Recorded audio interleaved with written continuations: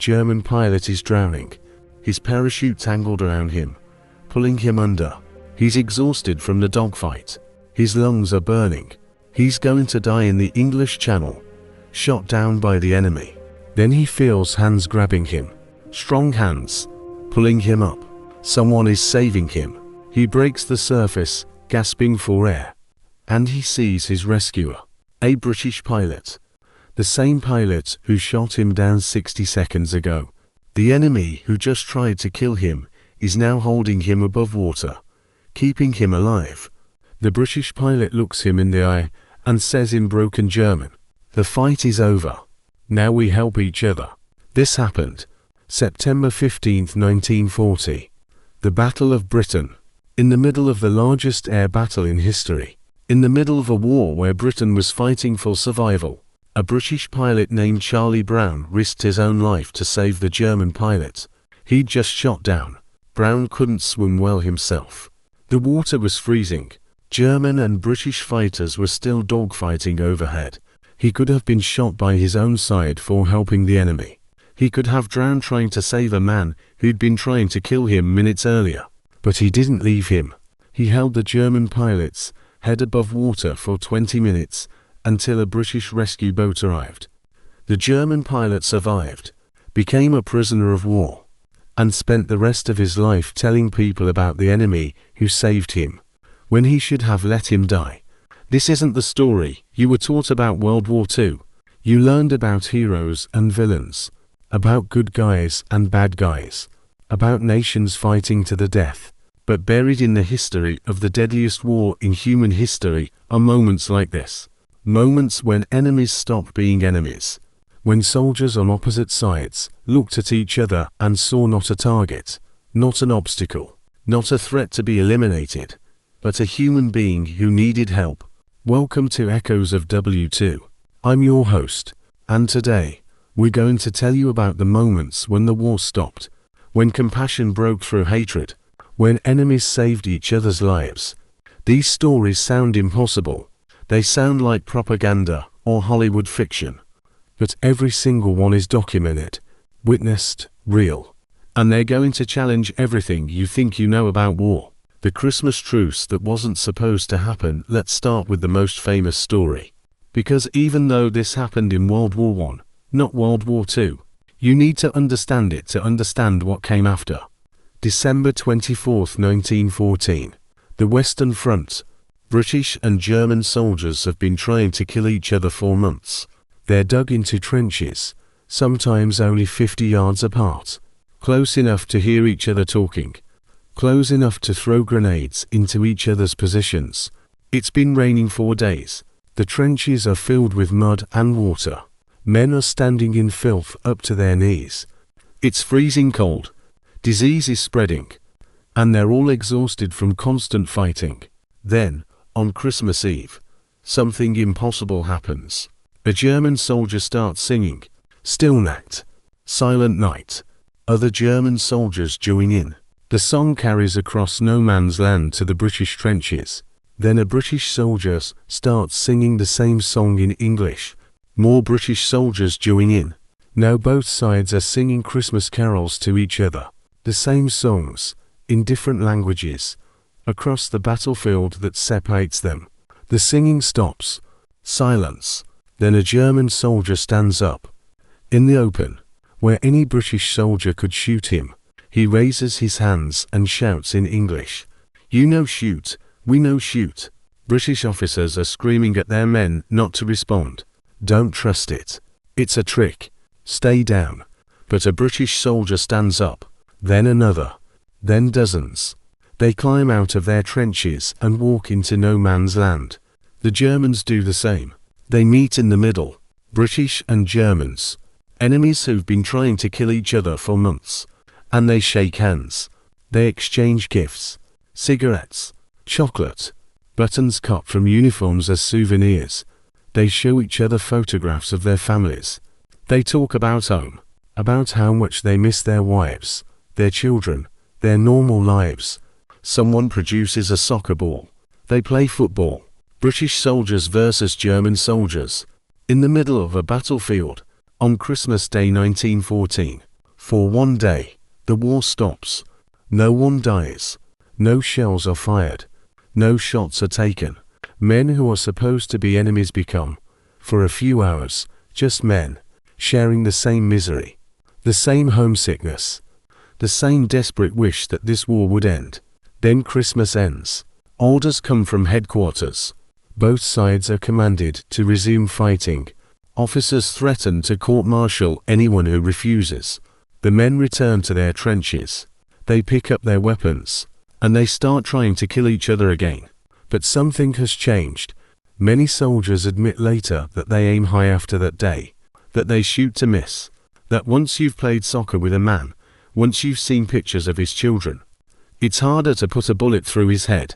The Christmas truce of 1914 was never supposed to happen. Commanders on both sides were furious when they learned about it. They issued strict orders that it must never happen again, and it never did. Not on that scale. But the memory of it persisted.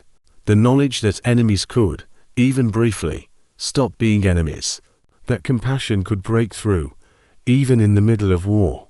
25 years later, when World War II started, soldiers on both sides remembered the Christmas truce, and some of them, in small moments, tried to recreate that same humanity in a war that was even more brutal. Franz Stigler and Charlie Brown, December 20, 1943. A B-17 bomber is limping back to England after a bombing raid over Germany. The plane is shot to pieces. One engine is dead. Another is on fire. The tail gun is destroyed. Half the crew is wounded or dead. Inside the bomber, the pilot, Charlie Brown, is desperately trying to keep the aircraft in the air. They're losing altitude. The controls barely respond. They're not going to make it home. Then Brown sees it. The German fighter plane, ABF-109, pulling alongside them, right off their wing. So close Brown can see the pilot's face. This is it. They're about to be finished off. The German pilot will shoot them down and they'll all die. But the German pilot doesn't shoot. He's looking at the B-17, looking at the damage, looking at the wounded men visible through the holes in the fuselage. The German pilot's name is Franz Stigler. He's an experienced fighter ace with 22 kills. He's supposed to shoot down enemy bombers. That's his job. That's what he's trained to do. But Stigler sees something that makes him hesitate. He sees the tail gunner slumped in his position, clearly dead. He sees blood on the windows. He sees the desperate faces of the surviving crew. And he makes a decision that could get him executed. He decides not to shoot. Instead, Stigler does something extraordinary. He flies formation with the damaged B-17. He escorts it. He waves at Brown, trying to signal him to land in Germany and surrender. Brown refuses. He's going to try to make it home. Stigler understands. He stays with the B-17, protecting it. When German anti-aircraft guns on the coast start to fire at the bomber, Stigler flies even closer. The German gunners stop shooting. They think the fighter is escorting the bomber for interrogation or capture. Stigler escorts Brown all the way to the English Channel. Then he salutes, peels away, and flies back to Germany. Brown makes it back to England. The B-17 crash lands, but the surviving crew is safe. Brown files a report about the German fighter pilot who escorted them instead of shooting them down. His superiors don't believe him. They think he's confused from his injuries. Stigler returns to his base. He tells no one what he did. If his commanders found out he'd let an enemy bomber escape, he'd be court-martialed and likely executed. The penalty for refusing to engage the enemy was death. For 46 years, neither man tells anyone the full story. Brown because no one believes him. Stigler because it could still get him in trouble. Then in 1990, Charlie Brown decides to try to find the German pilot who saved his life. He places an ad in a newsletter for German fighter pilots. He describes the incident and asks if anyone knows who the pilot might have been. Franz Stigler sees the ad. He's living in Canada now, having emigrated after the war. He contacts Brown. They meet. Two old men, former enemies. seeing each other for the first time since that day in 1943. Braun recognizes Stigler's face. It's the same face he saw in the cockpit of that German fighter all those years ago. They become close friends. They attend air shows together. They tell their story at schools and military events. They are interviewed by historians. Braun asks Stigler the question he's wanted to ask for 46 years. Why didn't you shoot us down? Stigler explains. He'd been trained by a famous German ace named Gustav Dell. Dell had a rule. You fight the aircraft. When an aircraft is damaged and the crew is wounded, they're no longer combatants. They're human beings in distress. You don't shoot them. Stigler had never forgotten that lesson. When he saw Braun's crippled bomber, full of wounded men, he saw human beings in distress. The war stopped mattering. The ideology stopped mattering. He saw people who needed help. So he helped them, even though they were enemies. Even though it risked his own life. Braun and Stigler remained friends until they both died in 2008. They died within months of each other. Former enemies who became brothers. At Stigler's funeral, Braun's family attended. At Braun's funeral, Stigler's family attended. The families had become intertwined. The bond between the two men transcended the war that had made them enemies. This story was kept secret for almost 50 years. Then it became a book, A Higher Call, published in 2012. Historians verified every detail, examined Stigler's flight logs, confirmed Braun's damaged aircraft, interviewed surviving crew members. It all happened exactly as both men described. In the middle of the deadliest war in history, an enemy pilot chose compassion over duty, and both men carried that moment with them for the rest of their lives. The British soldiers who stopped to bury Rommel's men November 1942. North Africa. The Battle of El Alamein. British forces have just defeated Rommel's Afrika Korps in a decisive victory. The Germans are retreating. The British are advancing rapidly, trying to cut off the German retreat. A British unit comes across a battlefield from a recent engagement. Dead German soldiers are scattered across the sand. Dozens of them. They've been lying there 4 days in the desert heat. The British commander, Lieutenant Colonel Victor Turner, calls a halt. His officers protest. They need to keep moving. They need to press their advantage. They can't waste time on dead enemies. Turner disagrees. He orders his men to bury the German dead, properly, with dignity. His soldiers are exhausted. They've been fighting 4 days. They want to rest, to eat, to sleep, not dig graves for the enemy. But Turner insists. These men were soldiers like us. They deserve a proper burial. So the British soldiers stop their advance. They spend hours digging graves in the North African desert. They bury every German soldier they find. They mark each grave with a cross made from salvaged wood. They say prayers over them. Word spreads through both armies. The Germans hear that the British stopped their advance to bury German dead. Rommel himself hears about it. A few days later, British forces capture a German position. Among the prisoners is a German officer who was at the battlefield, where Turner's men had buried the dead. The German officer asks to speak to Turner. Through an interpreter, he says, "I was ordered to defend the position to the death, but I surrendered. I surrendered because any army that stops its advance to bury its enemies dead with honor is an army that will treat prisoners with honor." This one act of compassion by Turner led directly to German soldiers being more willing to surrender, rather than fight to the death. It saved lives on both sides. But it goes further.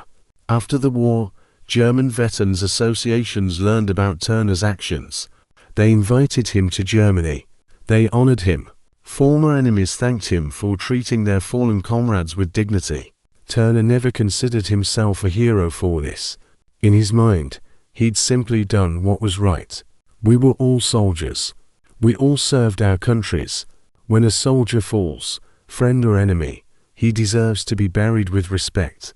Owen Rommel's standing orders. Speaking of Rommel, let's talk about the desert fox himself. Because Rommel is one of the most complicated figures of World War II.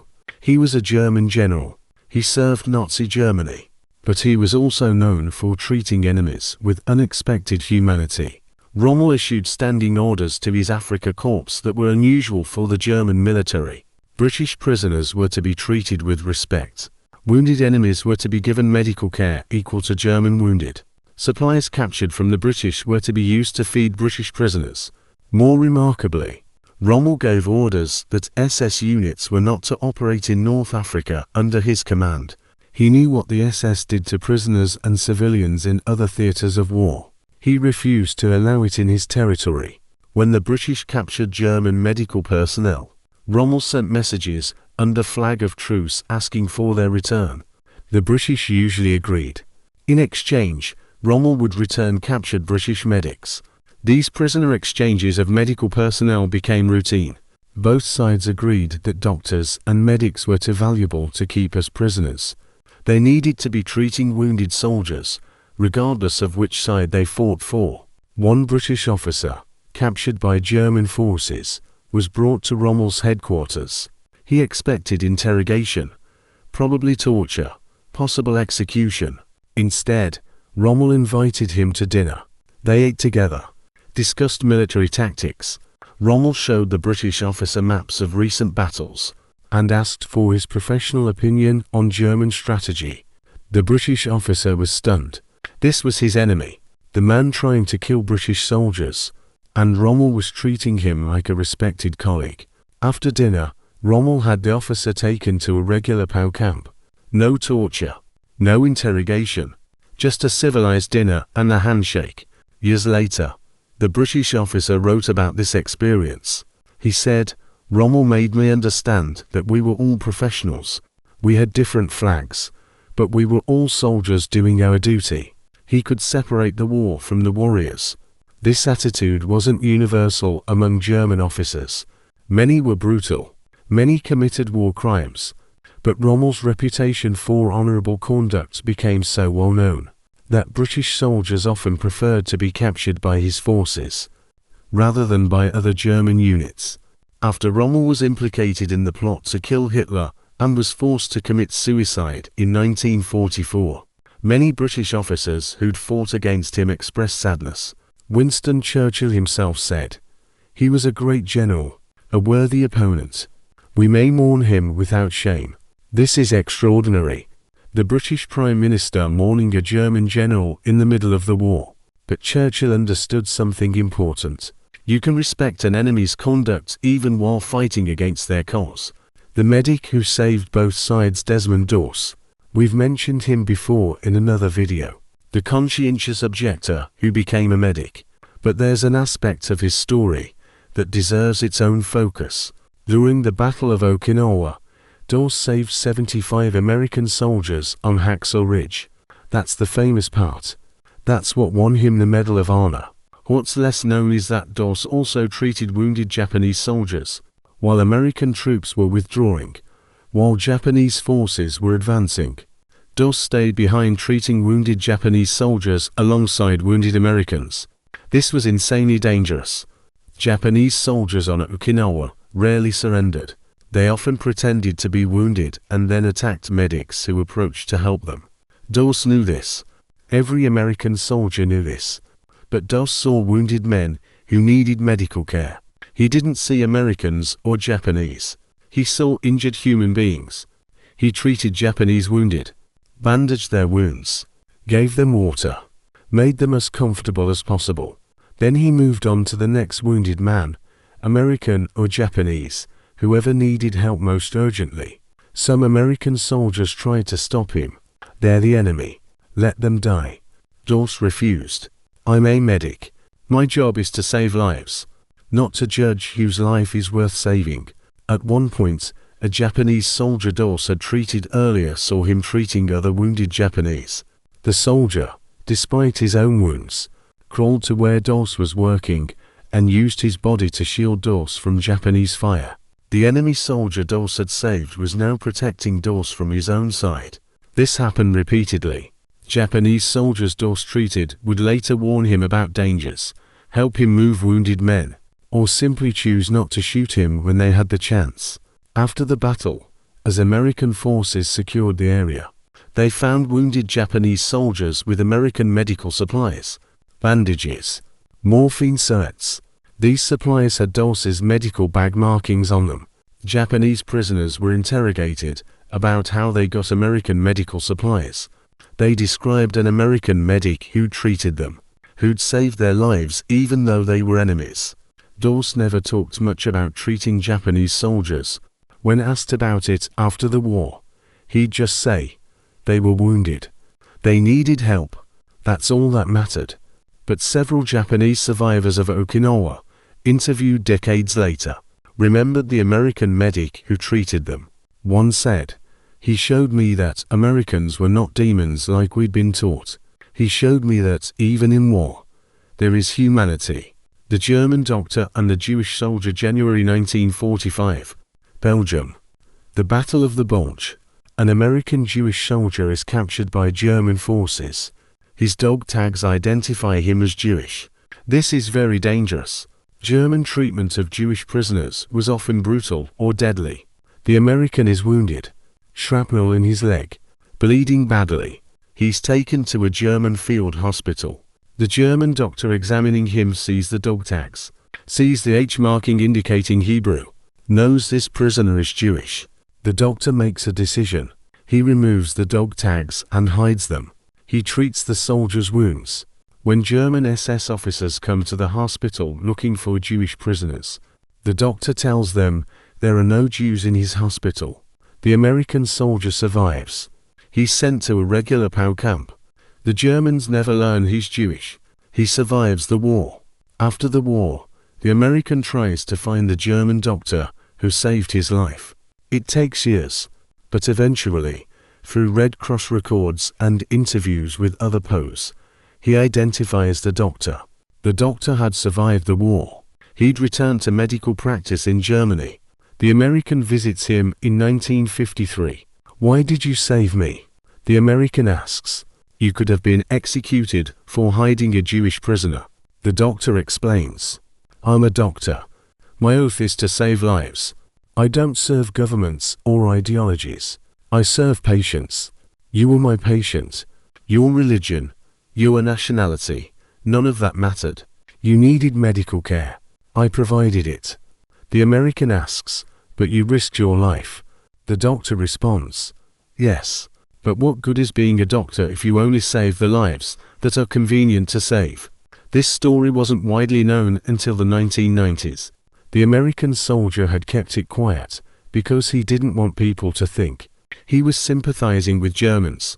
The doctor had kept it quiet because in post-war Germany, admitting you'd served in the military at all could be problematic.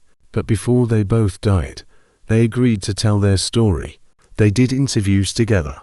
They wanted people to know that even in the worst war, even in the Nazi military, there were individuals who chose humanity over hatred. The submarines that rescued each other, December 1941. The Pacific. A German U-boat, U-126, surfaces to find survivors from a merchant ship they'd just sunk. This was actually somewhat common. U-boats would often surface after sinking a ship to check for survivors and provide directions to the nearest land. But what happens next isn't common at all. The U-boat crew finds survivors in the water. They also find a Japanese mini-submarine that had been damaged in an attack and was drifting. The submarine had run out of fuel and its crew was slowly dying of dehydration. The German captain makes an unusual decision. He takes the Japanese submarine crew aboard his U-boat, along with some survivors from the merchant ship. Germans, Japanese, and British merchant sailors, all crowded together in a German submarine. The German captain, Ernst Bauer, surfaces and broadcasts a message in English. Survivors on board, heading to nearest land, will not submerge. Do not attack. This is insanely risky. By broadcasting his position and promising not to submerge, Bauer is making his submarine an easy target for any Allied forces in the area. But he's hoping basic humanity will prevent them from attacking a vessel full of survivors. For 2 days, U-126 sails on the surface. British forces detect it. They have clear shots to sink it. But orders come from London.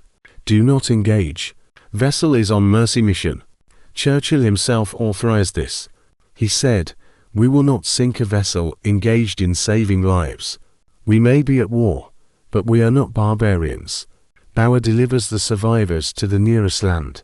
The Japanese submariners, the British merchant sailors. Everyone survives.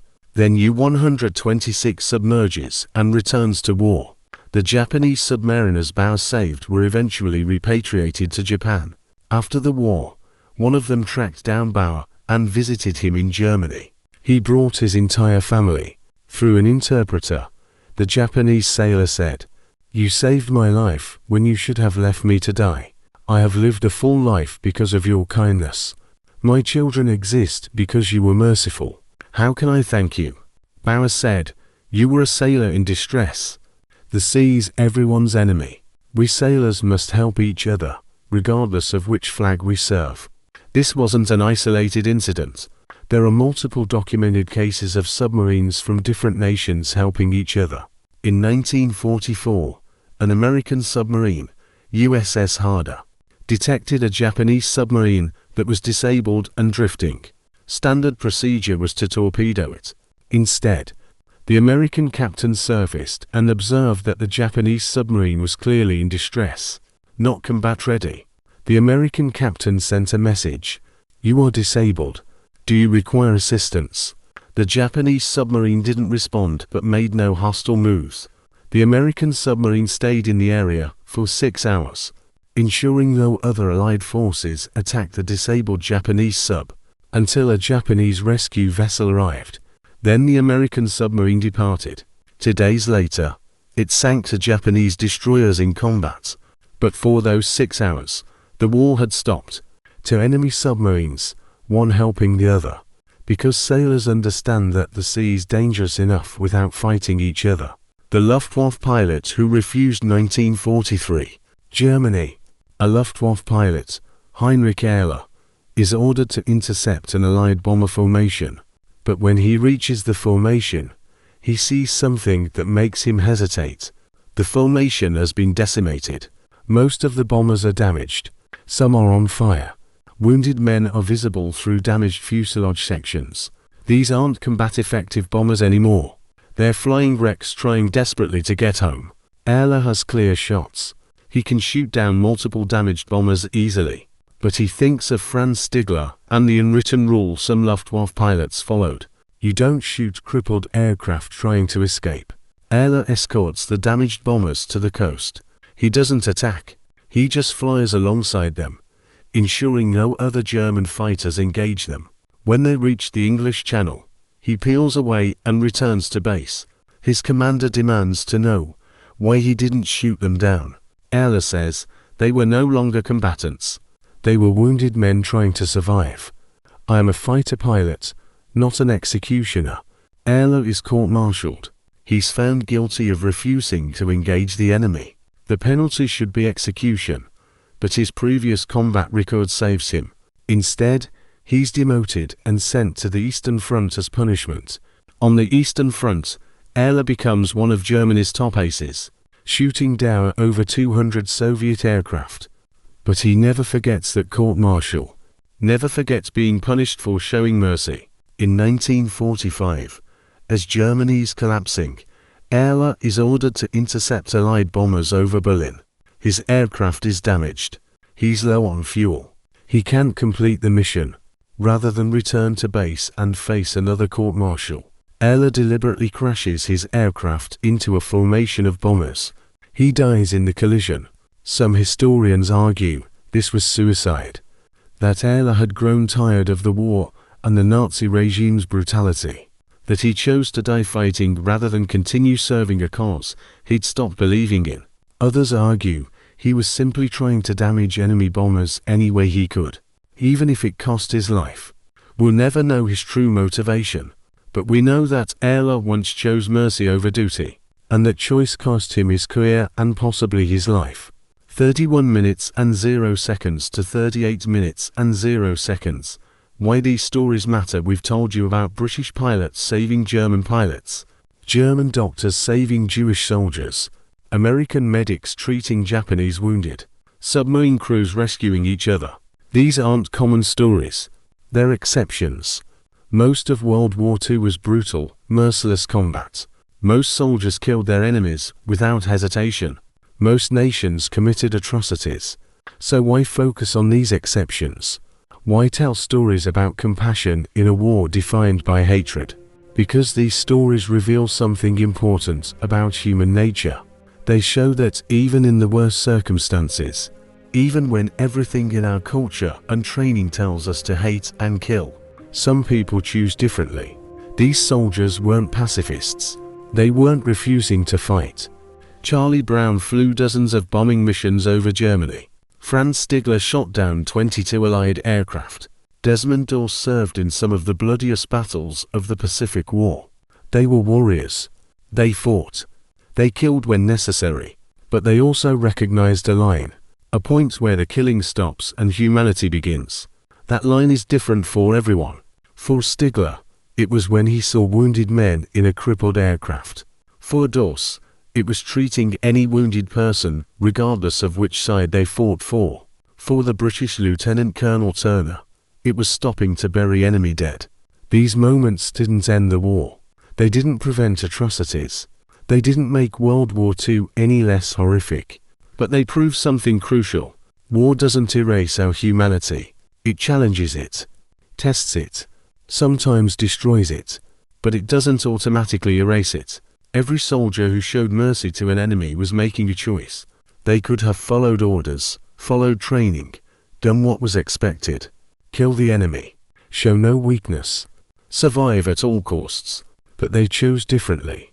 They chose to see their enemy as human, and they chose to act on that recognition, even when it was dangerous, even when it was difficult, even when everyone around them thought they were wrong. After the war, many of these soldiers stayed in contact with the enemies they'd saved or who'd saved them. They became friends. They visited each other. They told their stories together. Franz Stigler and Charlie Brown became so close that Brown once said, "Franz is my brother. He was my enemy for a few hours in 1943. He's been my brother for the 46 years since." This transformation, from enemies to brothers, is what these stories are really about. They show that the labels we give each other, enemy and ally, German and British, American and Japanese, these labels are temporary, but the bonds we form through shared humanity can be permanent. There's a powerful postscript to many of these stories. The children and grandchildren of soldiers who saved each other's lives often stay in contact. The families become connected across generations and across former enemy nations. Charlie Brown's grandchildren know Franz Stigler's grandchildren. They visit each other. They're friends. The war that made their grandfathers enemies created a bond between families that persists 80 years later. This is the real victory over war. Not the military victories, not the treaties and surrenders, but the human connections that prove we're more than our nations, more than our flags, more than the sides we fight on. We're people. And sometimes, even in war, that's enough. The lesson your history teacher taught you about World War II as a story of good versus evil. And in many ways, it was. The Allied cause was just. Nazi Germany and Imperial Japan were genuinely evil regimes that had to be defeated. But within that larger story of good versus evil were thousands of smaller stories. Stories of individuals making choices. Some chose hatred and cruelty. Others chose compassion and mercy. The soldiers we've talked about today, they're not heroes because they showed mercy. They're heroes because they showed that mercy was possible. Even in the worst war in human history, even when every incentive pushed them toward hatred, they found a way to see their enemies as human beings. Franz Stigler could have shot down that crippled B-17. It would have been his 23rd kill. One more step toward being a top ace. Nobody would have blamed him. He was following orders. He was fighting a war. But he didn't. He saw wounded men who needed help. And he helped them. That decision defined the rest of his life more than his 22 combat victories ever did. Desmond Doss could have ignored wounded Japanese soldiers. He'd saved 75 Americans. That was enough. Nobody expected him to risk his life for the enemy, but he did, because to him, there were no enemies, just wounded people who needed medical care. These men showed us something we need to remember. Our enemies are human.